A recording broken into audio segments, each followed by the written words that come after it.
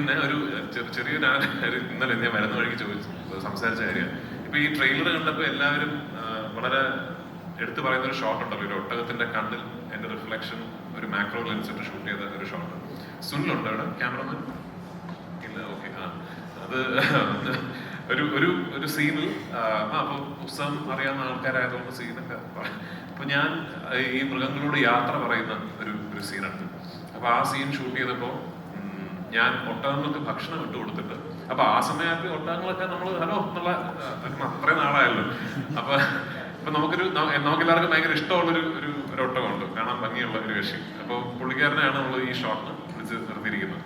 അപ്പോ അങ്ങനെ ഭക്ഷണം ഇട്ട് കൊടുത്തിട്ട് ഞാൻ പോവാണ് എന്ന് പറയാം. ഭക്ഷണം ഇട്ട് കൊടുത്തിട്ട് ഞാൻ പോവാടാ, ഇനി ഞാൻ വരില്ല, തിരിച്ചു വരില്ല എന്ന് പറഞ്ഞപ്പോ എന്റെ ഷോട്ട് എടുക്കുകയാണ് ഒട്ടകത്തിന്റെ സജഷൻ. ഒട്ടകം കഴിച്ചുകൊണ്ടിരുന്ന ഒട്ടകം പെട്ടെന്ന് എണീറ്റ് എന്നെ നോക്കി. അപ്പൊ നമ്മൾ ഓക്കെ അത് ഷോട്ട് ഉടനെ ഇദ്ദേഹമാണല്ലോ, അത് കൊള്ളാം, ഇനി ഒട്ടകത്തിന്റെ റിയാക്ഷൻ എടുക്കാന്ന് പറഞ്ഞു.